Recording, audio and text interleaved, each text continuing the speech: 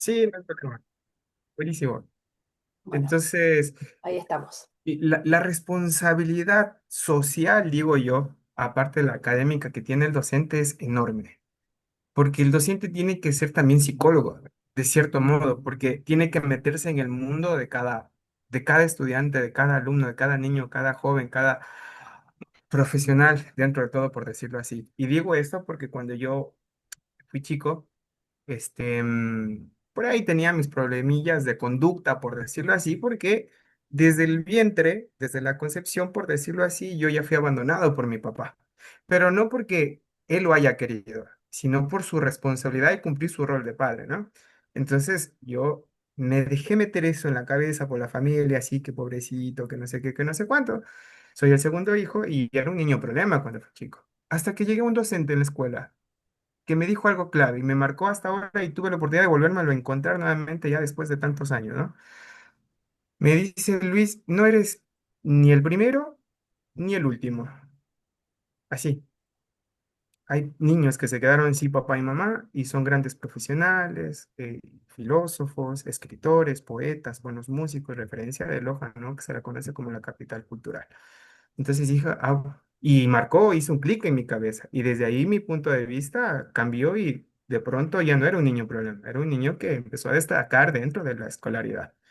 Y en el colegio, nuevamente lo traigo a la experiencia de lo que se hablaba en clase, em, la posición estricta o tradicional que existía en los docentes antes, yo también pasé por la escuela donde el profesor iba con la regla y te daba porque escribías mal. Y yo, por ejemplo, de niño escribía con la izquierda. Y estuve en una escuela religiosa donde la monjita decía que con la izquierda No, escribe el diablo. Y me daba con claro, la claro, regla, era ¿no? pecaminoso. Claro, entonces imagínate, dejé de escribir con la izquierda y de un momento, en una etapa escolar, escribía con las dos manos. O sea, me escribía, me cansaba con la una y después escribía con la otra y después con la otra y de pronto no, era prohibido escribir con la izquierda y terminé escribiendo con la derecha que hago garabatos. Menos mal no toca hacer informes a mano porque si no, Bueno, olvídate. Entonces, yo tenía muy buena letra cuando era chica y ahora, ahora que ya que no escribo casi más, tengo una letra desastrosa, pero escribo con lápiz. Me encanta escribir con lápiz.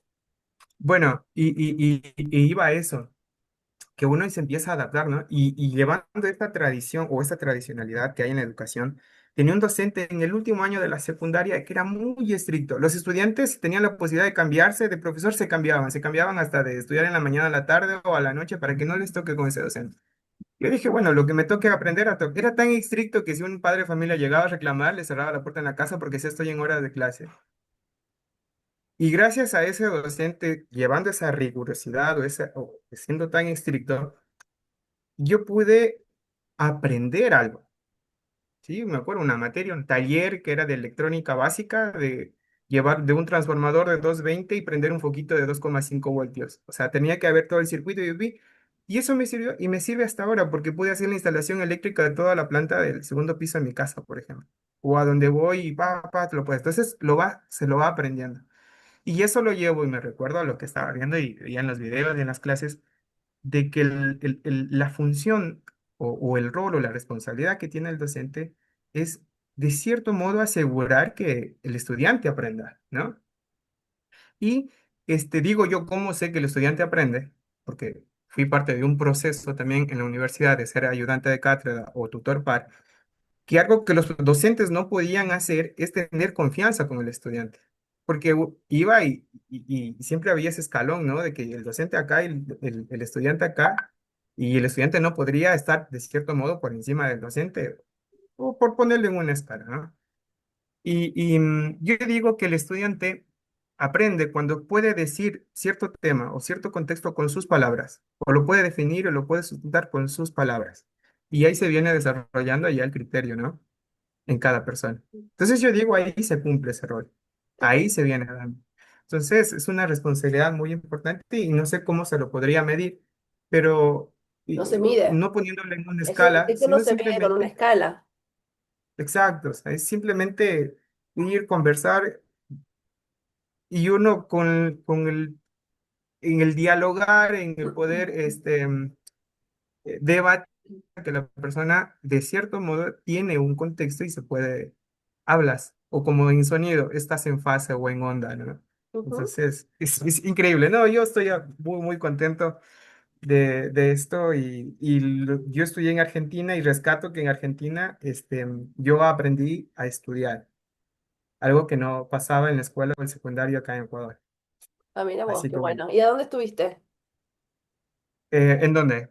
En Allá en Argentina. Argentina. Sí. Yo estudié en la Universidad Nacional 3 de Febrero, en Ah, el partido 3 de Febrero ahí en ah, Caseros, sí, Buenos sí, me Aires. habías dicho, sí, claro. O me estoy confundiendo con otra persona. No, no, sí, lo había comentado en el Ah, lo grupo habías de WhatsApp. comentado, sí, sí. Y cuando estudié historia, me tocó estudiar historia argentina y reprobé la primera materia, la primera vez, porque eran textos así, ¿no? Hasta que me tocó de que, no, amé, o sea, no faltaba nunca clase porque era increíble cómo lo lleva la metodología, la terminología inclusive es más general y no tan argentino que se pueda entender. Entonces, Es que cuando hablamos el mismo idioma, pero muchas veces no nos comprendemos. Yo creo que fue eso el problema que tuvieron en la plataforma, así que creo que fui yo poco explícita cuando le pedí al técnico que haga lo de la plataforma. Em, si les parece, empezamos. Buenas noches a los que se van uniendo. El tema de la plataforma teóricamente ya quedó resuelto, lo pudieron ver.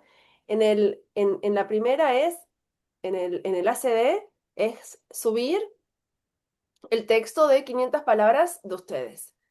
En el APE es volver a subirlo y comentar a dos compañeros. Y en el autónomo quedó igual porque estaba bien cargado. ¿Lo pudieron revisar? ¿Está todo bien?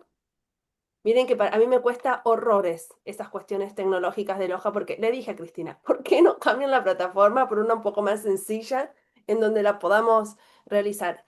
Estoy a disposición por si pasa algo, Maritza.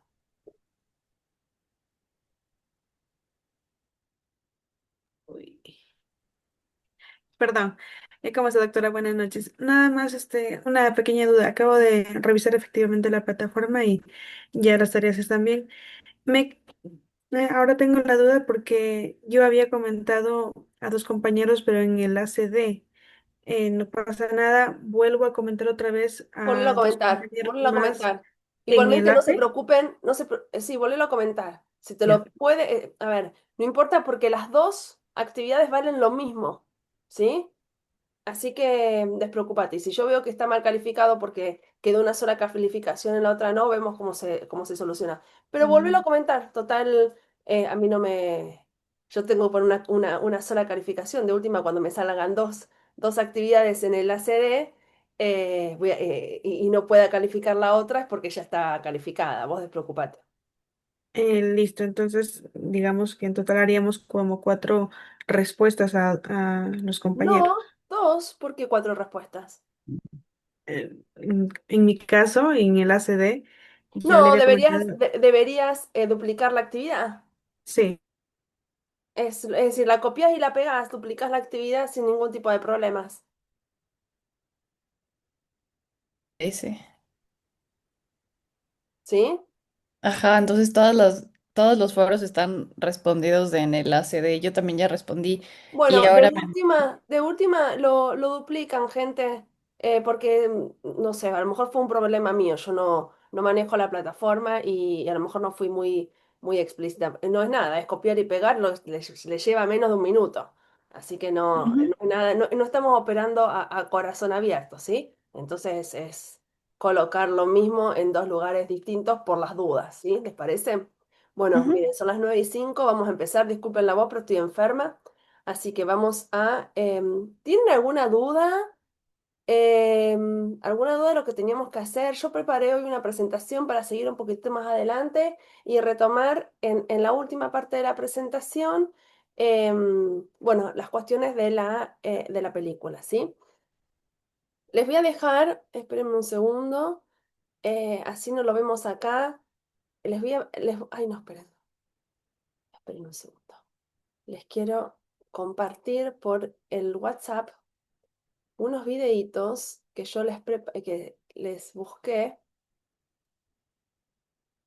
videos muy cortos.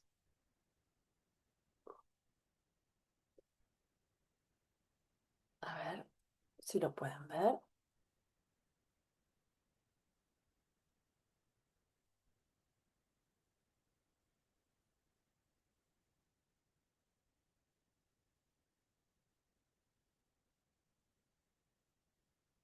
Si fuera presencial, estuviera cebando mate para todos. Totalmente, totalmente. Bueno, la próxima. Ahí ya le pasé uno. Son videitos muy cortos. Ahí les estoy pasando el segundo. Son videos muy cortos. Y los tienen el enlace en en la presentación que les voy a hacer ahora. Son cuatro, ¿sí?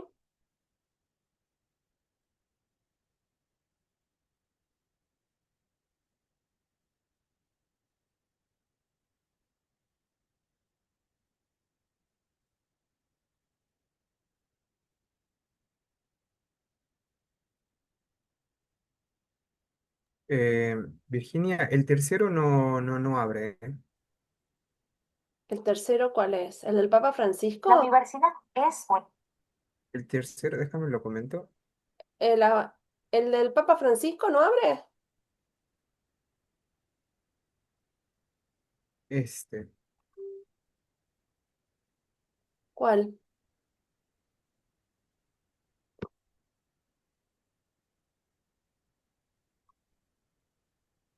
En el link que termina en 5SS, 5SS, ¿el del Papa Francisco en la función de las universidades? ¿No? el del Papa Francisco supongo que es, La porque el de la función de las... universidad sí abre.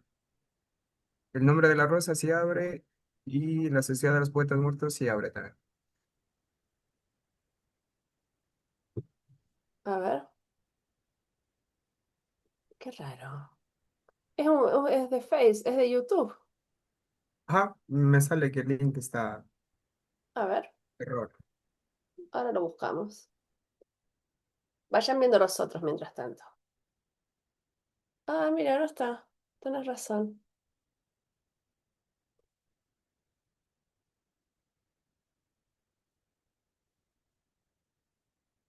Que la misión de la universidad. Ahí lo encontré. A ver. Eh, es el mismo.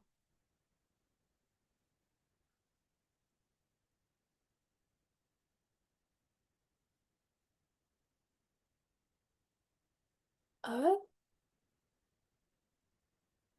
Fíjate si lo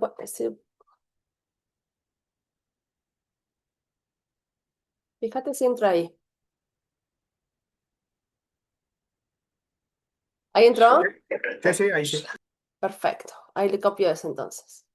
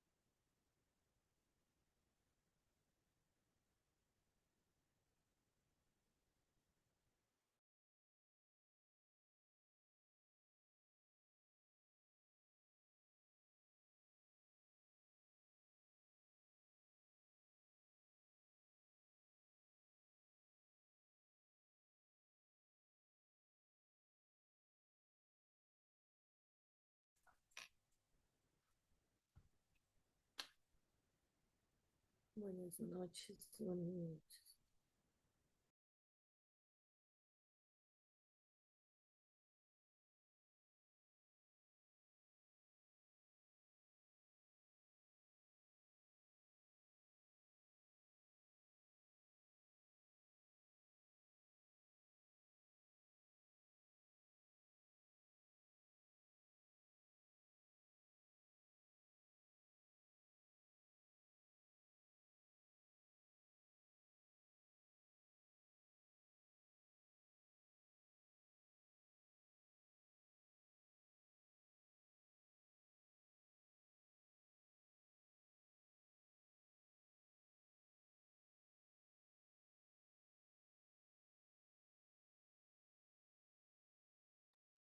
Levanten una manito cuando terminen, ¿sí?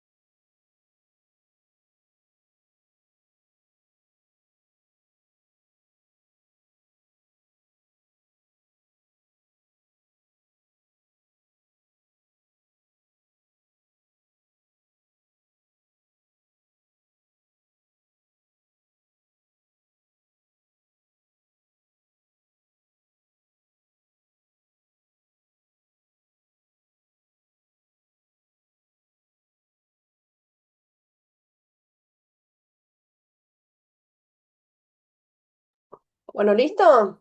Sí, ¿no? Son 2 o 3 minutitos cada uno. Bueno, ¿qué me cuentan? ¿Qué me pueden decir? ¿Similitudes? ¿Algo que pudieron ver en la película? Vamos cronológicamente, ¿les parece? Vamos con el surgimiento de las universidades en la Edad Media. Eso es un dato importante. Siempre que planteemos algo en educación, lo tenemos que plantear cronológicamente para saber por qué lo estamos estudiando en este momento, ¿sí? Entonces, nosotros ya lo habíamos dicho un par de veces, pero ahora pudieron ver un video con características propias del contexto sociopolítico histórico de la Edad Media y recuperamos un poquito de historia. Y también veíamos cuáles eran las características de esta universidad de la Edad Media, quién accedía, qué se estudiaba, cómo se estudiaba. Hasta el siglo XVII, la poca educación era destinada a los hombres y a los hombres que iban a ocupar un cargo de gestión, digamos, en términos actuales, que iban a ser los señores feudales, o que eran los nobles, o los que iban a ser filósofos, o los que iban a ser los sacerdotes. Las mujeres, por supuesto, quedaban por fuera de esa educación, al igual que la gente pobre.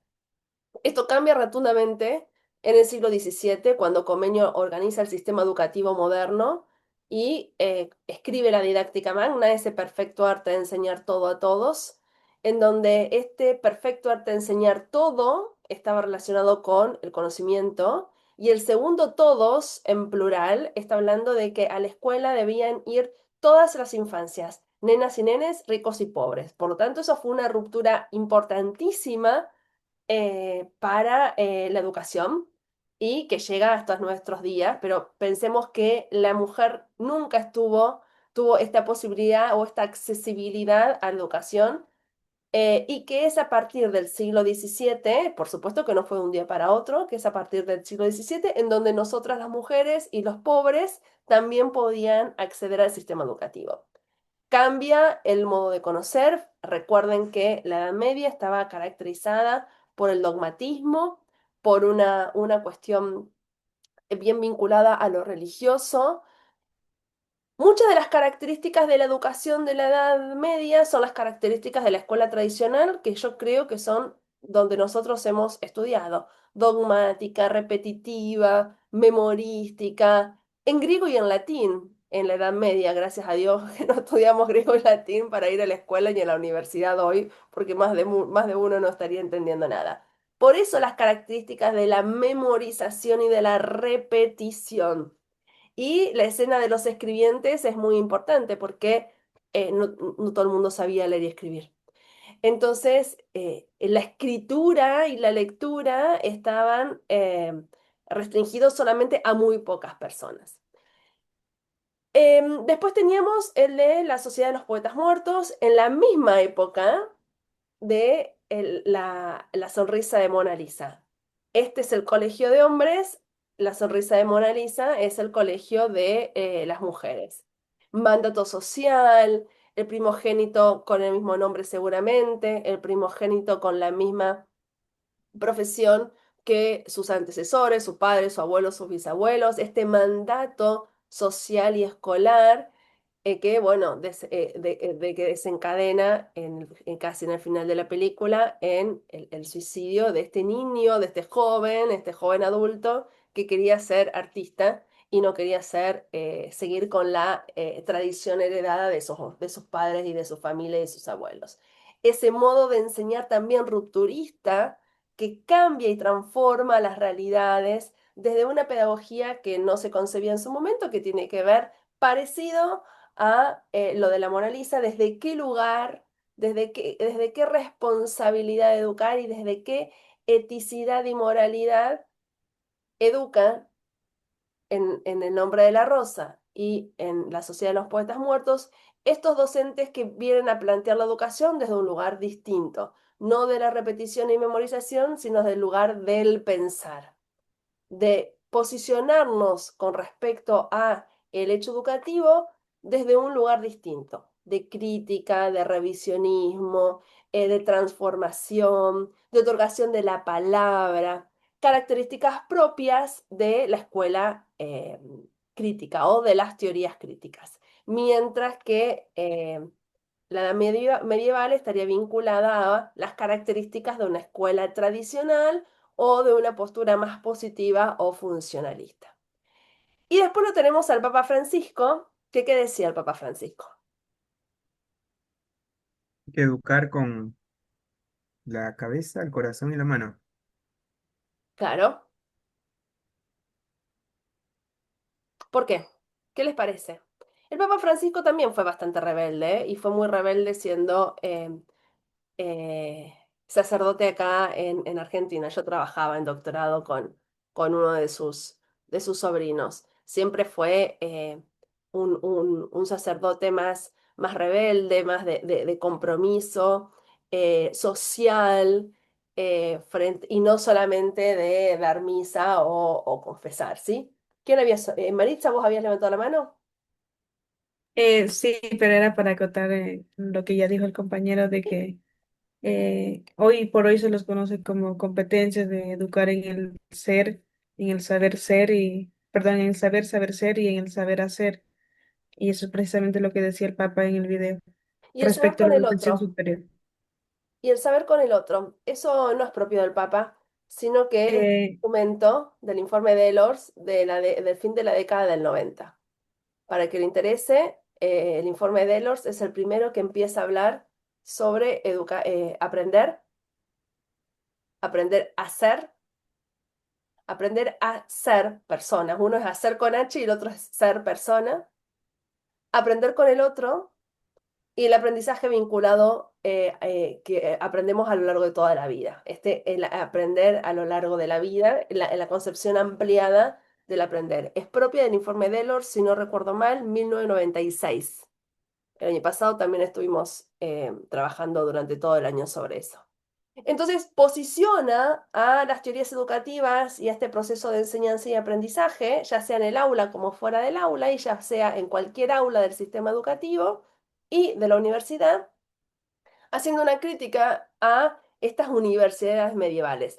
No porque las universidades medievales hayan hecho mal las cosas, la hicieron perfectamente, lo que pasa es que estaban en el siglo XIII y hoy estamos en el siglo XXI. Pasaron muchos años, es más, el concepto de infancia no existía, la mujer no existía, el concepto de disciplina científica no existía, el concepto de método científico no existía, y de ahí aparece esta relación de autoridad y de poder desigual.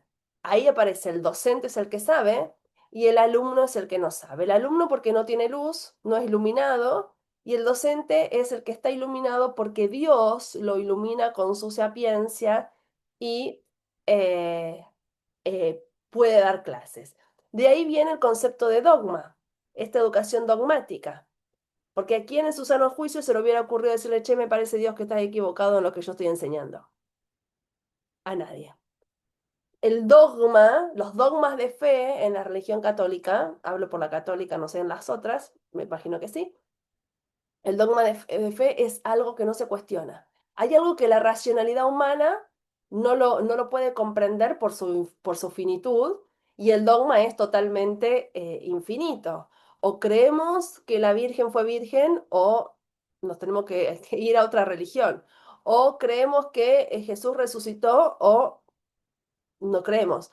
O creemos que la hostia y el vino se convierten en el cuerpo y sangre de Jesús en el momento de la consagración en la misa, o no creemos. Entonces, el dogma es algo que se cree sin preguntar, sin haber visto, no hay un porqué, o se acepta o no se acepta. De ahí viene el concepto de la escuela tradicional dogmática. Vos tenías que aceptar sí o sí, te guste o no te guste, lo que decía el docente. Y si no, como decían los compañeros la semana pasada, te pegaban, no me acuerdo con qué te pegaban o te lanzaban algo, ¿sí? En ese contexto, nosotros en pleno siglo XXI estamos revisando las teorías educativas. ¿Por qué? Acuérdense, cambia el contexto, cambian los ojos con los cuales nosotros miramos a las niñeces, a las juventudes, a las adolescencias, a la escuela, al modo de enseñar y al modo de aprender, a nosotros como docentes, a nuestros estudiantes como estudiantes. Entonces yo les preparé una pequeña presentación que la estuve toqueteando durante todo el día. Avísenme cuando las ven. ¿La ven? No Todo todavía. bien. Ahí sí. Ahora sí. Ahora sí. Sí, Bien. ya se ve. Bien. Entonces, tutoría 3. Seguimos siempre con los contenidos de la unidad 1, revisando y diciendo más o menos lo mismo, pero distinto a lo que estuvimos trabajando y empezando y avanzando un pasito más.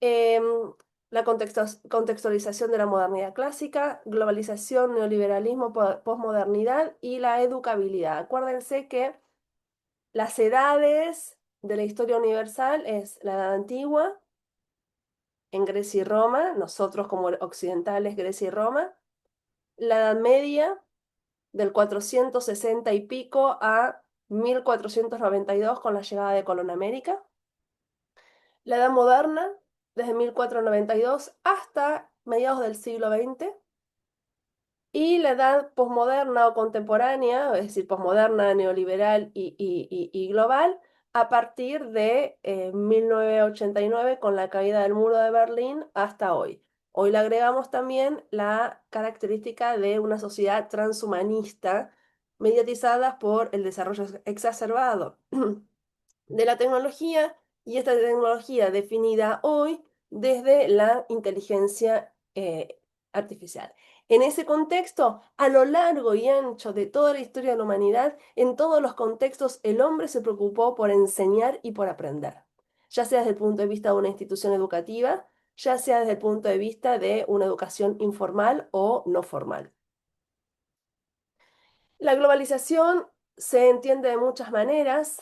La globalización es un fenómeno social, político, cultural, económico que plantea la caída de, el Estado de Nación, perdón, de las fronteras y el surgimiento de corporaciones a nivel económico y a nivel territorial para poder dar respuesta a cuestiones sociales, políticas y económicas. Esto se da a fin del siglo XIX, perdón, a fin del siglo XX y principios del siglo XXI con el NAFTA, el ALCA, el Mercosur, la Comunidad Europea, en donde los países se agrupan, por ejemplo, como la Comunidad Europea, acá en Latinoamérica no lo pudimos lograr nunca con el Mercosur, en donde hay movilidad eh, interna, referido, por ejemplo, a las universidades. Uno puede ir a una universidad en Italia en un momento, puede ir a una universidad en Francia en otro momento, puedo ir a una universidad en Inglaterra en otro momento, porque tienen misma moneda, misma movilidad educativa y trabajo en común. La característica de la globalización, del neoliberalismo y de la posmodernidad es que si bien son tres movimientos distintos, se dan todos juntos.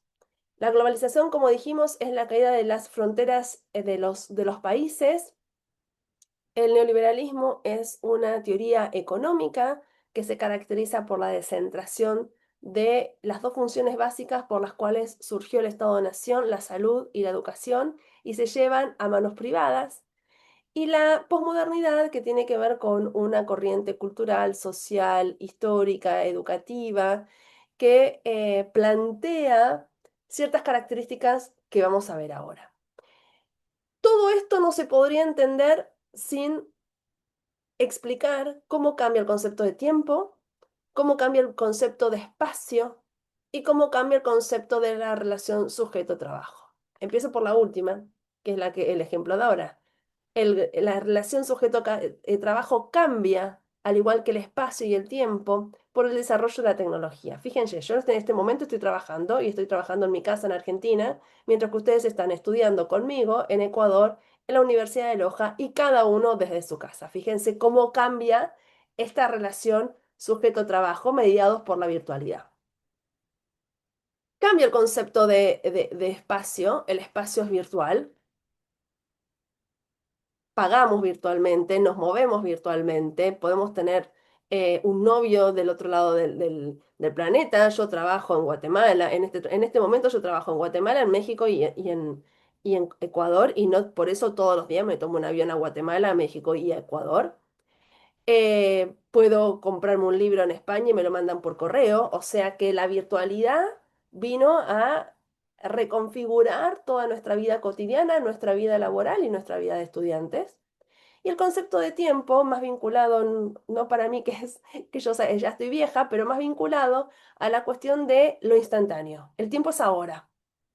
¿Por qué es ahora? Porque el pasado ya pasó y el futuro no se puede prever.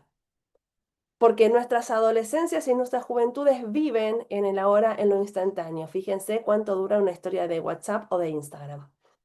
No hay una posibilidad de pensar a largo plazo. Eso es lo que están estudiando hoy los sociólogos. El tiempo es ahórico, el tiempo es instantáneo. ¿Por qué? Porque me preocupo justamente lo que me interesa hoy en este momento. Mañana ya veremos qué pasa. Entonces, todos los sociólogos están trabajando en este momento en un concepto de globalización. Hay tantas definiciones de globalización como sociólogos lo están estudiando. En esta configuración, reconfiguración del concepto de tiempo, del concepto de espacio y del concepto de relación sujeto-trabajo vinculado a la instantaneidad, a el tiempo ahórico y a la relación indispensable que no se podría pensar si no tuviésemos este desarrollo de la tecnología. ¿Cuáles son los cambios que se dan desde la modernidad clásica hasta la posmodernidad? La modernidad clásica o esta modernidad se caracterizaba por la exclusividad de la razón para poder conocer. El conocimiento era verdadero y era científico sí, solo sí era conocido por medio de la razón. Los conocimientos eran científicos si se podían traducir en términos matemáticos. Es toda una crítica al movimiento anterior, a la Edad Media. El conocimiento era por revelación divina, ¿sí? Y no se conocía por medio de la razón, sino por revelación. Los conocimientos tenían que ser objetivos y comprobables empíricamente. La mejor forma de vivir en la sociedad era la sociedad democrática y la libertad incondicional del hombre para regir su destino. Nos separamos de Dios. Dios ya no existe más. Esto regió desde el siglo XV hasta hoy. Pero en el medio tenemos una modernidad líquida que, como dije anteriormente, surge a fin del siglo XX, exactamente 1989, cuando se cae el muro de Berlín y el mundo comienza a ser global, posmoderno y neoliberal, en donde las características sólidas de la modernidad clásica se van desvaneciendo y Bauman habla de una modernidad sólida para hacer referencia a la modernidad clásica, donde se constituyen los sistemas educativos, y a una modernidad líquida para caracterizar el momento histórico en el cual nosotros estamos viviendo hoy. ¿Cuáles son esas características de la posmodernidad o de la modernidad líquida? La pérdida de los grandes relatos, de la vigencia de los grandes relatos. La realidad deja de tener un valor de uso para pasar a tener un valor de cambio. Yo valgo por lo que tengo, no por lo que soy. Valgo porque me voy todos los años a esquiar a tal lugar, porque me compré tal auto, porque visto de esta manera. Valgo por lo que tengo y no porque soy buena persona, porque soy solidaria, porque soy tolerante. La búsqueda primaria de lo hedónico, esto es fundamental en esta condición posmoderna. Lamentablemente, el escaso valor de la vida y se fuma la clásica relación sujeto-objeto. Hoy la relación no es un sujeto que objetiva un objeto distinto, sino que en esta relación sujeto-objeto, los que conocen y lo conocí y lo que vamos a conocer somos los mismos sujetos. ¿Cuándo cambia esto? ¿Cuándo se desdibuja la modernidad clásica y comienza la modernidad líquida? A fin del siglo XIX y principios del siglo XX, principalmente con Einstein a la cabeza. En lo que nosotros, desde la epistemología compleja, llamamos rupturas epistémicas de principio del siglo XX. Se plantea una crisis civilizatoria, se plantea una crisis del determinismo, aparece Einstein con la teoría de la relatividad, aparecen todas teorías vinculadas a la física, a la matemática y a la química que intervienen decisivamente en la realidad científica porque aparecen nuevas categorías de análisis hasta ese momento impensados, porque hasta Einstein, el universo, digamos, el universo científico trató de controlar el ambiente, controlar con las instituciones las conductas. Pero aparecen con Einstein en adelante otras categorías de análisis vinculados a lo relativo, vinculado a la mecánica cuántica y a la física cuántica, vinculado al azar, al caos, a lo indeterminado, a los fractales, a la teoría de juegos, que son nuevas lógicas que empiezan a intervenir en el mundo científico, impensado para la época. Y aparece el concepto de pensar complejamente, pensar constructivamente y pensar para la liberación de las conciencias. Y ahí aparece Freire, gran pedagogo latinoamericano, y todo lo que vamos a retomar desde Freire con el Papa Francisco. Teniendo en cuenta lo que les dije hasta recién y haciendo un poco de memoria lo que ustedes vieron en la sonrisa de Mona Lisa y aprovechando para ayudarles a pensar los que todavía no han subido el trabajo, preguntas para que los vayamos charlando. ¿Cuáles serían las características epocales de la película La sonrisa de Mona Lisa? ¿Estamos hablando de características de la edad moderna? ¿Estamos hablando de características de la edad posmoderna? ¿De qué concepción de educación estamos hablando? ¿Estamos hablando de una educación tradicional? ¿Estamos hablando de una educación positiva? ¿Estamos hablando de una educación desde la escuela nueva? ¿Estamos hablando de una educación crítica o de una educación postcrítica? Obviamente que tenemos momentos diferentes a lo largo de la película en donde podríamos plantear un momento primero y un momento segundo. Un momento antes de la llegada de la profesora protagonista y un segundo momento cuando llega esta profesora protagonista y comienza a pensar la educación, la relación con el conocimiento, la relación con sus estudiantes, la relación con los documentos que ella entrega para poder estudiar, la relación con su disciplina de una manera distinta. ¿Cuál es la educación de la institución de la película? ¿Es una educación tradicional? ¿Es una educación crítica? ¿Y desde qué lugar la profesora protagonista rompe con los cánones de ese momento, que es lo que les estaba diciendo recién? La relación con el conocimiento, la relación con sus estudiantes, la figura y la importancia de la mujer impensada para esa época, cómo se relaciona con esta transmisión del conocimiento, es repetitiva, es memorística, es una educación dogmática o es una educación que enseña a pensar. Y también para pensar, ¿para qué estamos educando hoy? Yo les pregunto a ustedes, ¿por qué están haciendo esta maestría? Algunos porque son docentes, algunos porque no son docentes y quieren ser docentes. Piensen en ustedes, piensen en sus hijos. ¿Para qué estamos educando hoy? La educación tiene que estar vinculada con un discurso ético y político, que reflexione sobre el sentido de la educabilidad y sobre la responsabilidad de la educación. Que si hablamos de cambio de época, tenemos que cambiar los modos en que nos vinculamos con la educación y que en este momento estamos en un momento de crisis epocal, estamos en un momento de cambio de época, por lo tanto, por eso estamos pensando de qué educación, para qué sociedad. Y cómo educar en tiempos de pensamientos dogmáticos o de pensamientos únicos.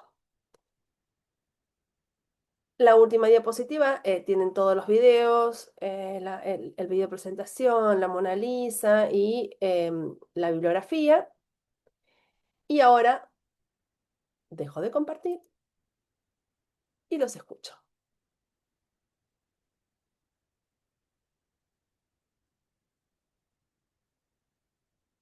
Teniendo en cuenta estas preguntas que ayudan a pensar a la película, ayudan a revisar lo que ustedes escribieron, ayudan a pensar para aquellos que van a escribir.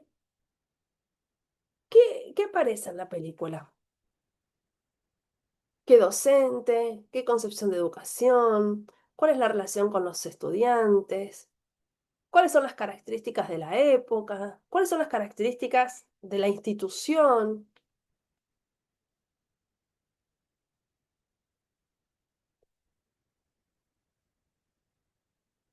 ¿Hay alguien que quiere leer su reflexión? Sairi. Ya, buenas noches, Virginia. Más bien una reflexión con respecto al video del Papa Francisco y un poco con respecto a la película. Bueno, el mensaje que me quedó a mí como tal del Papa Francisco era que nosotros debemos, bueno, educar a las futuras generaciones, ¿no es cierto? Y entonces en la película, La sonrisa de Mona Lisa, o sea, la protagonista, o sea, empieza a romper ese esquema, sí, el esquema de lo tradicional. Ella ya se va en contra de ese sistema establecido, donde las mujeres solo tenían que estudiar para ser buenas esposas, por así decirlo, ¿no es cierto? Entonces, ella empezó a educar a una nueva generación, ¿ya? Eso es lo que me quedó del video del Papa Francisco más que todo.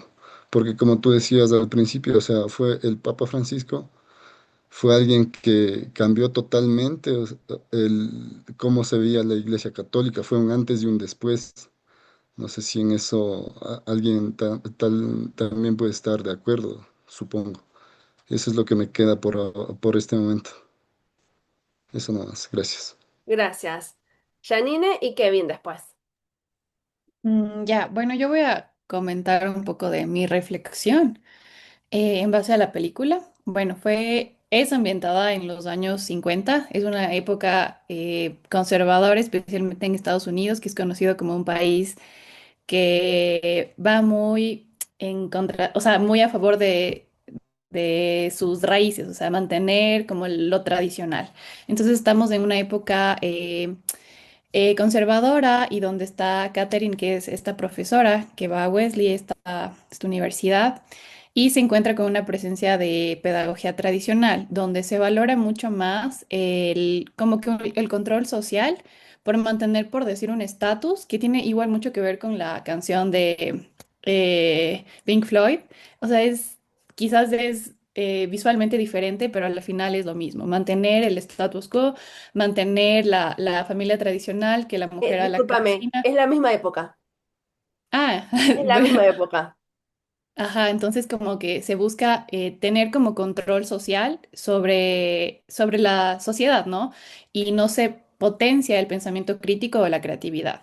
Entonces aparece Catherine con una pedagogía más crítica, y trata de hacer cuestionar a sus estudiantes sobre lo que aprenden. En este caso es como el arte, o sea, qué es arte, qué no es arte, que cuestionen las cosas que tienen en las manos.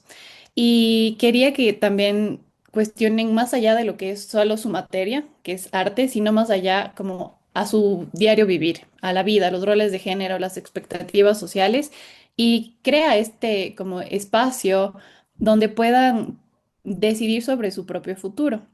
Y ahí hay un punto que quisiera igual como discutirlo, porque ella tenía una imagen de lo que es ser una mujer independiente y chocaba mucho con las estudiantes que querían casarse y que se salían de la universidad para casarse y tener sus semanas de luna de miel y demás. Y me quedó pensando mucho esta relación que tenía Catherine con esta alumna que quería ser abogada y quería entrar a Yale. Y resulta que al final ella es admitida y decide no entrar. Y como que Catherine se siente decepcionada.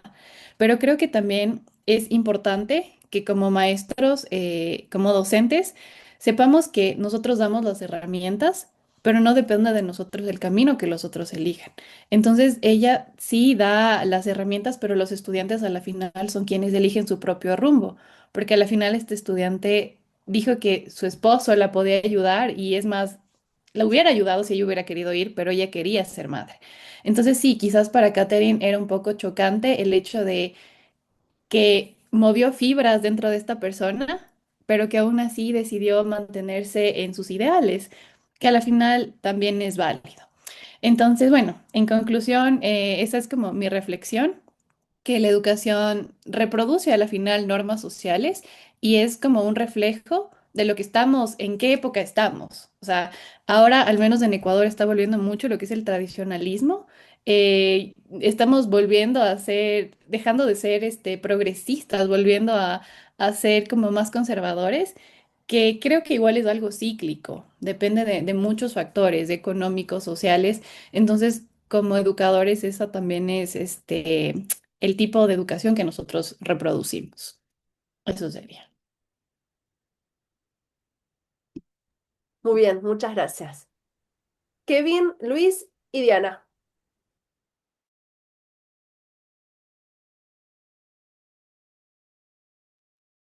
Hola con todos, buenas noches. Bueno, yo quisiera, no sé si sería la palabra, leer mi trabajo para ver si estoy bien. Y si me pueden, Coméntalo, ya, coméntalo, así es más, más como una dialógico. conclusión, ¿Cómo? ya, como la conclusión, No, no, no, coméntalo todo, pero para que no sea tan leído. Coméntalo, bueno, yo, como lo planteaste. ya. Es que, bueno, yo lo planteé de una manera tipo un resumen. Yo entendí la tarea que sí había que hacer cierta relación con las teorías y bueno, yo encontré varias.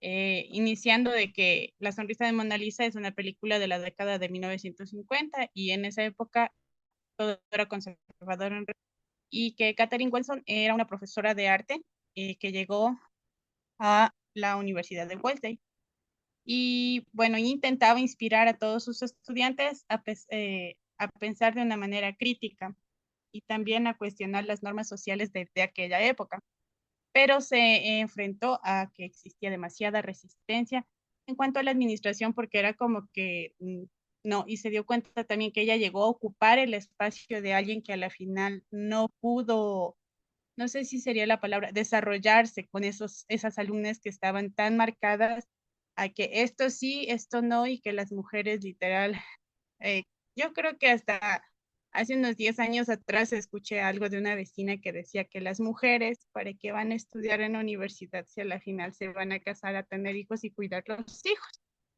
Para enmarcarme por ahí.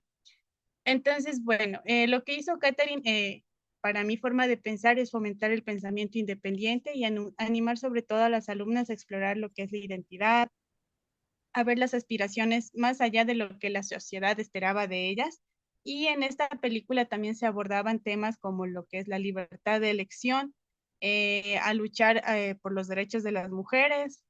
En esta parte de aquí, yo lo miraba más bien a la parte de cuando hay un personaje, lo siento, soy malísima con los nombres, Catherine, porque ya lo decían a cada momento en la película, que tenía preservativos y yo pienso que al final es un derecho de la mujer también decidir, por ejemplo, sobre la sexualidad. Y esa es una partecita, pero en ese entonces, pues obviamente, chuta, o sea, era algo que no era muy probable. También en esa parte de los derechos de las mujeres, me voy al hecho de que era decisión de una personaje, bueno, sí, una mujer que estaba ahí que quería ser abogada, eran personas que tenían una alta expectativa de ser muy buenas profesionales, pero decidían hacer lo que tradicionalmente estaba estipulado, que era ser esposas, amas de casa. Y pues eran cerebritos fugados, por decirlo así. Luego, al realizar una relación con alguna de las teorías pedagógicas, bueno, yo pude identificar que en la película podía existir lo que era el constructivismo, ya que Catherine aquí iba a fomentar el ambiente donde cada estudiante se alentaba a construir su propio conocimiento, a ver desde su perspectiva al arte. O sea, no era solamente cuestión de que ellas tenían que saber lo que dice el texto para pasar, sino que a la final, como mencionaba al inicio de la clase un compañero, sí tenían que aprender a decir con sus propias palabras, con su conocimiento, cómo descifrar cuál era el arte. Y bueno, al final de la película se pudo evidenciar que sí, que cuando la despedían a ella, pues las estudiantes pudieron plasmar no arte para ellas era solo una imagen bien definida. Y bueno, como ahora también se ve que el arte hay de diferentes maneras y no es solamente un dibujo súper bonito, a veces son líneas, cosas así que para unos, mm, o los que al menos no entendemos mucho, pues son garabatos, ¿no? Eh, Además, pude evidenciar que hablaba sobre una teoría humanística cuando Catherine promueve el ambiente para que estas estudiantes puedan expresarse, reflexionar sobre sus aspiraciones, los deseos y sobre todo se apoyaba para que exista un crecimiento emocional y personal de ellas. Asimismo, ella les enseñaba a desafiar las expectativas sociales impuestas hacia las mujeres, alentando a que en este caso las alumnas, las mujeres, cuestionen el estatus y a luchar, como decía, más que todo para romper ese paradigma de que la mujer queda para servir a alguien, cuando en realidad, como podemos ver incluso ahorita, somos las mujeres prácticamente polifuncionales, somos ama de casa, podemos ser profesores, o sea, somos polifuncionales literalmente y hemos estado en muchos aspectos casi a la par que los hombres, pero sí existe aún ese tipo de resistencia social en algunos trabajos, donde sí dice se necesita trabajo o se necesita hombre o se necesita de tal edad a tal edad, cosas así que todavía existen y pienso que son todavía, o sea, son cositas de antes que no logramos romper. También hablaban, podríamos decir que había un aprendizaje experiencial porque Catherine llevó a sus estudiantes a realizar experiencias fuera del aula y eso hizo que se puedan conectar eh, el arte con su propia vida, con las experiencias y enriqueció su aprendizaje. Es así que ella nos recuerda que la educación tiene el potencial de transformar vidas y desafiar las normas sociales, empoderando a los estudiantes para que se conviertan en agentes de cambio en sus propias comunidades, de acuerdo a su realidad. Eso sería como un resumen de, de lo que hice. Espero estar Bueno, bien. Kevin, muy bien, muchas gracias. Luis, Bueno, a mí me sirve un montón esto porque todavía no hago la tarea. Estoy actualizándome. no, Pero no vale según, copiar, no vale copiar, no, Luis. no, no, más bien quiero que me ayuden a poder formular mi texto. Yo puedo relacionar, ¿no? La película de la sonrisa de la Mona Lisa con la Sociedad de los Poetas Muertos, creo que es. Es llamativa la situación porque esta película de la sonrisa de la Mona Lisa se lanza en el 2003 y hace referencia a la época de la década de los 50, al igual que la otra película donde claramente se puede plasmar o visualizar que existe una crítica al sistema de educación tradicional, ¿no? Al modelo tradicional. Yo relacionándolo esto con lo que hemos visto con la materia anterior, que es del currículum, yo rescaté cuál es la función del estudiante y cuál es el rol del docente. Entonces, en la parte de la película, llevando a la parte tradicional, se ve que el estudiante directamente está condicionado por estereotipos de la época, ¿no? Por el género. Em, Donde yo decía, ok,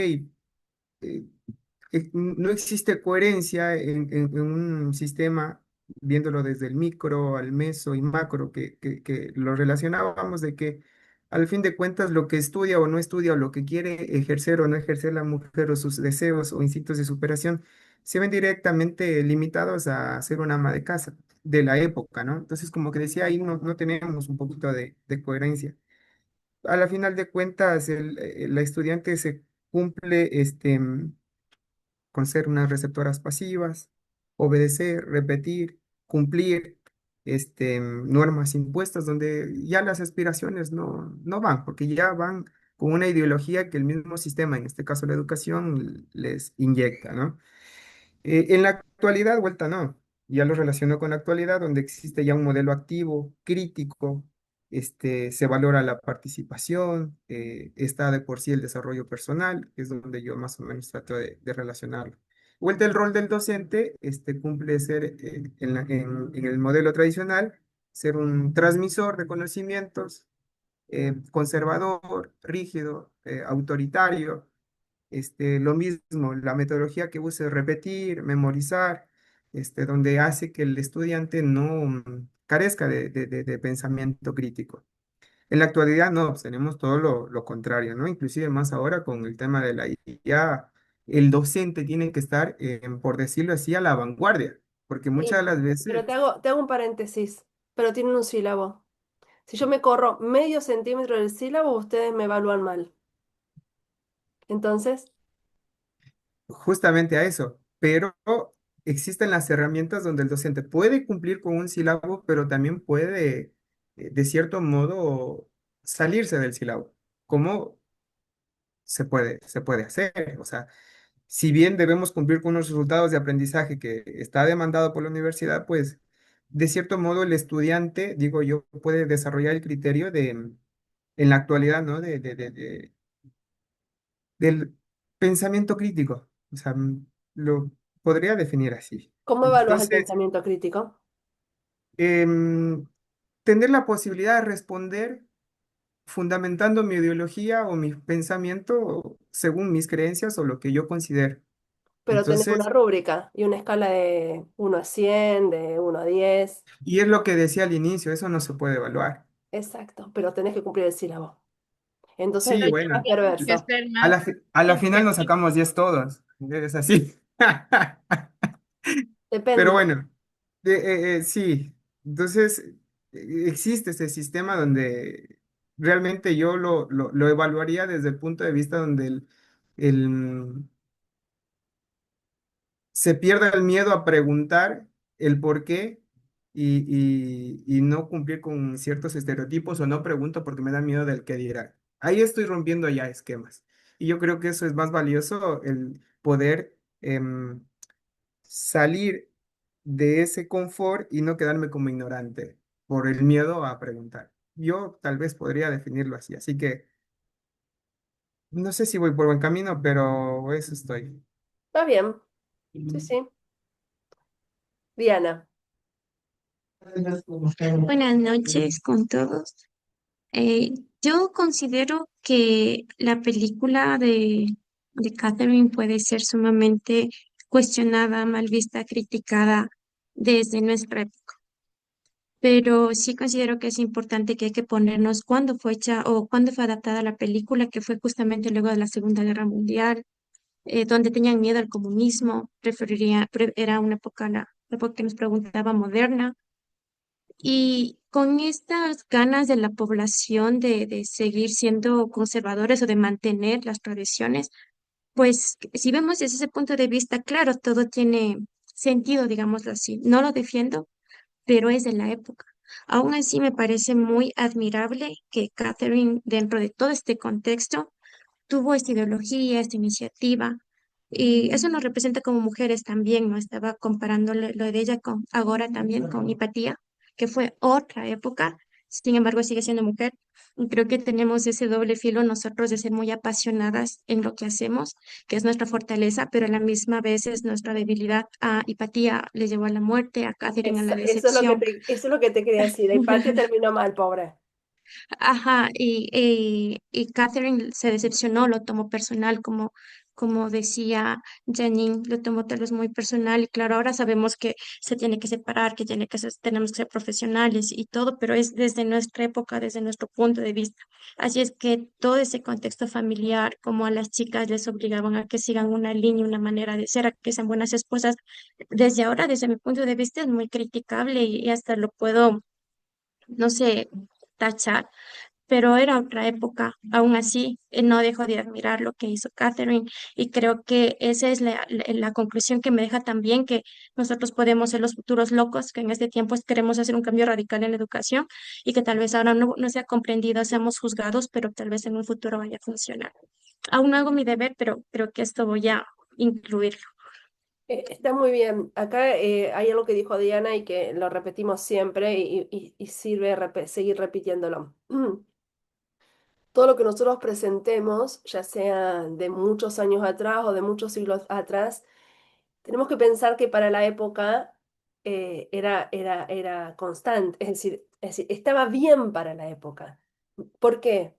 O las rupturas, o las pequeñas revoluciones, o las pequeñas transformaciones que pudo hacer Catherine en su momento, Hipatia en su momento, Comenio en su momento, qué sé yo, San Agustín en su momento. ¿Por qué? Porque venían a romper con lo que estaba establecido. Nosotros, con el 23 de septiembre de 2025, miramos para atrás, podemos hacer esa crítica bueno, vamos a ver después la historia cómo nos mira a nosotros y nos dice qué tan bien o qué tan mal o qué tan alejado estábamos de lo que podríamos haber hecho. A ver, con nuestros ojos podemos criticar, pero tenemos que tener en cuenta que la época necesitaba ese tipo de mujer o ese tipo de educación. Por supuesto que cada época tiene su loco, tiene su transformador, tiene su rebelde que viene a desorganizar el tablero de ajedrez. Y está perfecto y está muy bien. Pero recuérdense, cada época determina qué tipo de educación necesita para poder vivir. Por eso la pregunta sería hoy, ¿qué tipo de educación necesitamos en épocas de inteligencia artificial? ¿Estamos educando a nuestros chicos o a nuestros jóvenes para la era de la inteligencia artificial, sabiendo que la educación, por definición, es prospectiva? Nosotros no educamos para hoy, nosotros educamos para mañana, sin saber cómo va a ser ese mañana. ¿Sí? No tenemos la bola de cristal para ver qué va a ser, cómo vamos a vivir mañana. Pero estamos educando para un mañana que es hoy impensado. Porque fíjense la diferencia. 1000 años de Edad Media, 500, 600, 700 años de Edad Moderna. Y hoy no podemos pensar cuál va a ser el desarrollo tecnológico de mañana.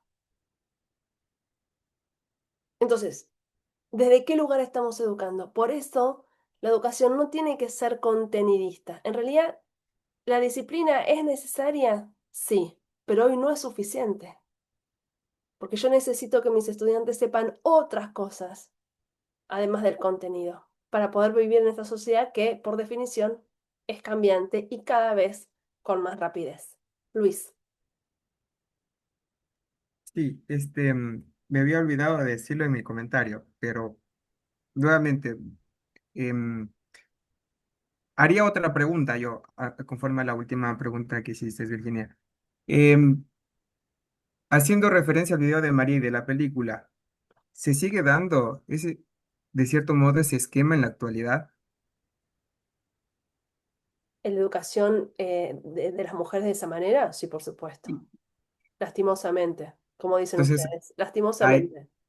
ahí les veo en mi comentario, ¿no? A ver cómo lo pueden decir.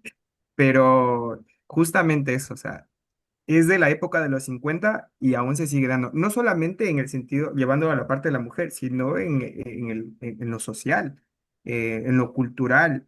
Y yo lo veo porque he trabajado y trabajo con la sociedad indígena, o sea, es increíble cómo siguen habiendo estereotipos donde hay que romper esas cadenas también, digo yo, ¿no? Por supuesto, ¿no tienen ustedes bachilleratos internacionales? ¿Van todos los chicos ecuatorianos al bachillerato internacional? ¿Por qué no? No todos. Algunas instituciones tienen.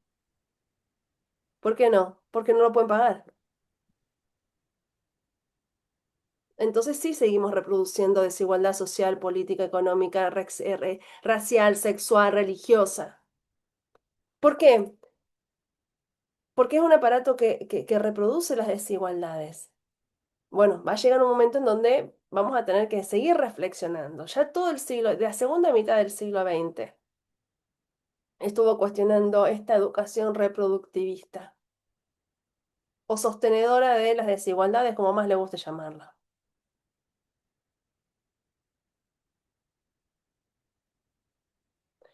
Dos preguntas. ¿Por qué esta aula no tiene más gente? Primero, me imagino yo, porque no todo el mundo lo puede pagar. Segundo, porque no todo el mundo quiere cambiar. Entonces, no estamos repitiendo una misma reproducción. Mejor me quedo como estoy, total, me pagan a fin de mes. cumplo el sílabo, todos aprueban, nadie se queja. Yo doy clases siempre de la misma manera todos los años, durante 20, 30, 40 años. Y, y estas clases deberían estar llenas de gente porque deberíamos cambiar la educación. Entonces, ¿el problema es el huevo o la gallina? ¿No?